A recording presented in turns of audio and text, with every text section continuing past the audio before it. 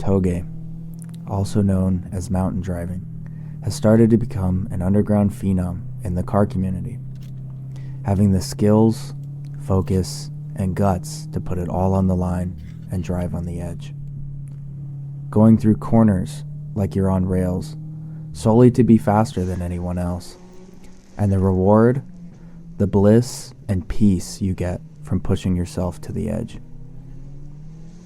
My ties to Touge ironically started when I was a young child, with my grandparents living in the foothills of California, blasting down back roads with my grandfather and his clapped-out work truck, scared we would accidentally fall off one of the cliffs into the creek below. But little did I know it would grow into one of my favorite passions today. As I got older, my life path with Touge grew with motorcycles. My first ever ride into the twisties, as it's known among riders, was all I needed to be hooked. After that, it became one of my life passions, flying through corners fiercely with the utmost skill and precision, setting yourself up for corners, rolling onto the throttle, and just feeling the bike cinch into the road as you exit the corners. That same feeling transitioned into cars for me once I started to drive the same roads with my car. A wide-body Scat Pack, stiff suspension, grippy tires, and enough power to fly through any corner. Although my true passion for Touge, the competitiveness, truly started while learning about a video game called Assetto Corsa. A close friend of mine at the time was a competitive sim driver in the online Touge community, insisting I try sim racing to practice my driving skills. As excited as most of you would be to find this is where it really started for me, I have to let you down. I found for myself that the community was somewhat not fitting for my personality. As well, the driving experience was nothing like it was in real life. I found the online community didn't seem to believe in my driving capabilities in real life, saying that since I couldn't drive well in a video game, that obviously then I couldn't drive in real life. And this set my heart on fire and pushed me into a vendetta. I was determined to master Touge so I could shut down anyone that wanted to doubt me. And honestly, that's where this build starts for me. Imagine it, an OEM Plus super sleeper. Classy enough that when you see it, it looks one-off, but subtle enough to look stock in every form. My goal, a straight savage of a build, a Touge monster, its legends echoing through history. Using my power as an engineer to summon a force to be reckoned with. Pure perfection in every form, yet seemingly arising from the depths of hell. A pure, unstoppable force.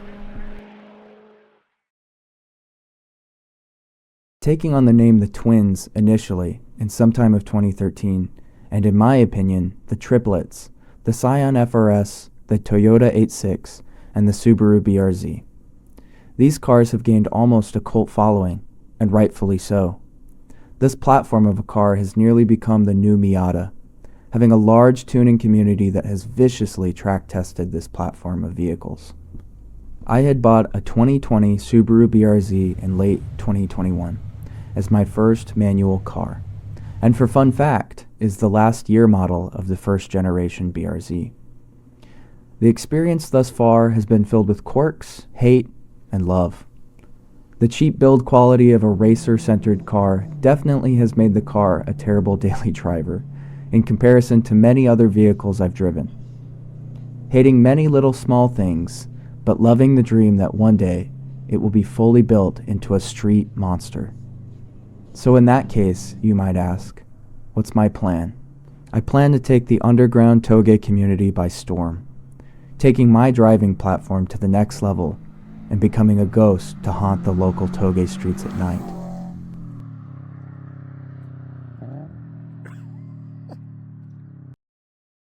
This is where Phase 0 starts.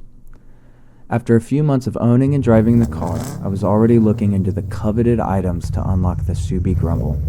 Notorious for being loud and obnoxious, I loved every bit of it. Personally installing Tomei catless unequal length headers and the matching Tomei overpipe, while paired with an NVIDIA N1 catback. It was destined to sound amazing. Along with the exhaust, I installed a Grimspeed cold air intake. My first test run of the car in this configuration led me to having my ass chewed out by my grandfather at 1 o'clock in the morning. For context, I had planned to install all of the performance parts myself, since that's what being a car guy truly is. My timeline was one weekend over the summer in the midst of the California Valley heat. Being that I did not want to be roasted alive in 100-degree plus weather, I worked on the car in multiple sessions during the nighttime. When I was finally finished installing the parts, I was so excited to hear the coveted Subi grumble. While backing out of the garage and out of the driveway, there he was, my grandfather, proceeding to yell at me, "Shut it down now." Somehow, with my tail between my legs and him yelling at me, I de-escalated the situation, bargaining to park the car in the street. It was during this parking in the street that I took the car out onto the streets. Finally driving down a main road with the windows down, I was so enthralled by the echo of the grumbly boy noises coming from my car. Since there were no cars out, the echo filled entire intersections, making its way down all streets. The pure bliss in my heart took hold. Making my way to some curvy two-lane roads, I excitedly downshifted, rev matching and all, slamming my foot onto the gas pedal. The car roaring to life, hearing it scream as I was approaching 5,000, then 6,000 RPM. Bang shifting gears like I had been racing NASCAR my whole life, and I loved every moment of it, grinning ear to ear.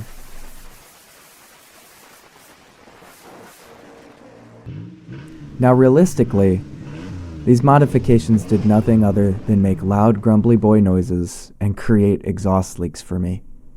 Trying to fix the leaks, I swapped in a catless midpipe made by Motive to reduce gasket pressure. This ultimately did not fix the leak, but has since made the car louder. As of current, I daily drive it with the silencers in the mufflers. To complete the rest of this naturally aspirated phase, I plan on tuning the car with an off-the-shelf tune using an OFT module. I ultimately know that this will at most change the pedal feel in the car, gaining maybe a hopeful 20 rear wheel horsepower, and ridding the 2-liter boxer engine of its cursed torque dip. Before I get into the technical aspects of tuning this car into a monster, I would like to exclaim that I will be setting a baseline of the car using timed averages of my local Touge section as the main indicator of performance increase. While I think the car could seriously demolish anyone in stock form, I rather feel the need to build the car around my physical limitations and abilities.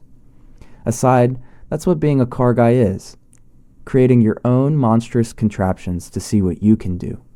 So in future videos, expect live data from the car's different stages. Phase 1 will ensue some of the big boy upgrades.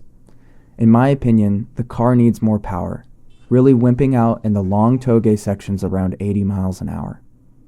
Plopping an Edelbrock supercharger with a proper flex fuel tune would be more than adequate to solve this problem. This Roots-style supercharger will do two things. Keep the linear power bands similar to the original naturally aspirated configuration. As well, will push the car into the 250 to 330 wheel horsepower territory, depending on the fuel used. And to keep up with the fuel demands when using E85, bigger injectors with a higher pressure fuel pump will be added as well. Since more power is being added, we need to compensate a lot of the stock parts to make this system more robust. A quick Google search turns me into the greatest YouTube mechanic alive and shows that the transmission synchros are pretty dog shit, meaning that they like to self-implode. Carbon synchros and upgraded parts for the transmission will be installed to remedy this. Phase 2, we start to delve into the traction aspects of the car. Some wider rims with some fatty-ass summer tires will be needed surely. Alongside will be adjustable suspension components so I can dial in the handling aspects of the car. Personally, I think the coilovers will be the coolest part in this phase. Tane Flex A's rebuilt by Counter-Spec Garage. These coilovers have been proven on the track. Plus, they mate with Tane's Automagic dampening system. This system dynamically and actively changes the suspension's dampening while going through corners. I think this would be cool for two reasons. To set the car apart from the typical slammy boys that just wide body and slam the car so low the floor gets cheese grated off by the road. And secondly, it would give an opportunity to showcase a really cool technological system. Since I am an engineer, I find things like this absolutely fascinating. Imagine getting the gap sauce from someone running some trick engineering system. Just has the making of a cool story. Along with coilovers, stiffer sway bars are just a must. This car can sway pretty bad. With my fat ass in the seat and no passenger, you almost get the scaredy cat giggles making right-hand turns. It feels as if the car will corner so hard it will flip with you being the center of gravity. Alongside that, the sway also induces four-wheel drifts when cornering hard enough. I'm unsure if the weight balance upsets the car into oversteer, but experiencing it does make you check your pants. Phase 3. Now thinking about the aerodynamics of the car. Around the 80 to 100 mile an hour zone, you can start to feel the front end get light and floaty. Presumably this means the car is generating lift. This translates into the steering feel of the car and is something that is unideal for me. Since I don't plan on becoming an airplane and flying off into the sunset majestically, this is where aero would step in. Something like a wing and splitters should help the lift. It should help traction as well, allowing me to push the car past its limits and achieve a faster lap time. But ultimately, we will see if that's true during testing. Lowering the car by a couple inches should help as well, reducing the overall surface area of drag, lowering the center of gravity, and limiting the amount of airflow underneath the car. After all these phases have been completed, I will be installing an upgraded sound system into the car. The stock system is honestly dog shit, very lackluster central. This cannot be an option since it is imperative that I bump iconic Eurobeat music while gapping anyone in my path. So seriously, what can you expect from this point on? Well, I plan on doing a series of updates through each phase, explaining a lot of the science, car terminology, and reasoning as to why I am changing anything on the car. As well, you will also see more of the same format for other cars I own.